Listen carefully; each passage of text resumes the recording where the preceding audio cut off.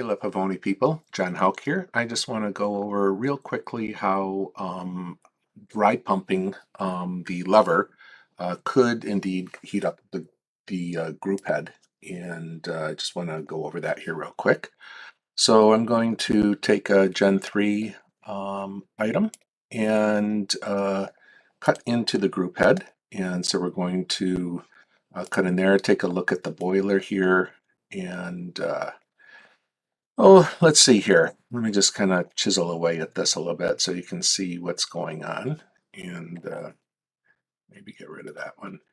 All right, so this should give us enough of a cross section of the Le Pavoni. Let me get rid of this here real quick too. Let me just go ahead and hide that. All right, so here's the system, and when you raise the lever, the piston goes up and down. And what I want to show here is that when the piston is up, the pressurized hot water in the boiler comes through the siphon tube here, exits this hole. It works its way around this gap right here that goes all the way around the outside of this plastic sleeve, and it makes its way up here to this little chimney, if you will, which is kind of cut away, and then the hot water comes in through here and comes out this little hole and sprays against the side of the piston here. These black things are rubber gaskets to keep the water from going up. And then you attach your portafilter, you have a column of hot water here, and as you lower the piston, it pushes the water out. The one thing I want you to notice though is as we go down, it closes off this hole right here. So no more water can enter below the group head.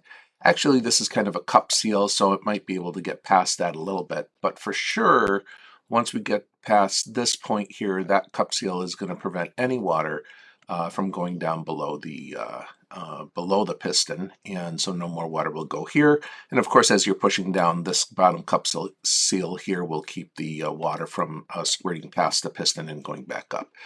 But the important thing here, the next important thing, is that hot water will indeed come from the boiler and fill this area above the piston. And so now we have a big volume of water, hot water from the boiler.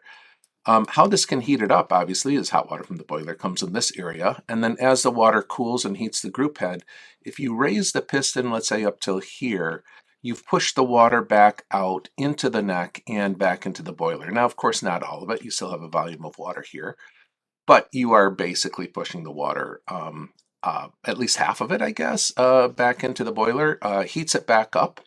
And then when you lower it, you're drawing water in again from the boiler through the neck up to this little pot, this little pipe here, and then filling this area here above the piston.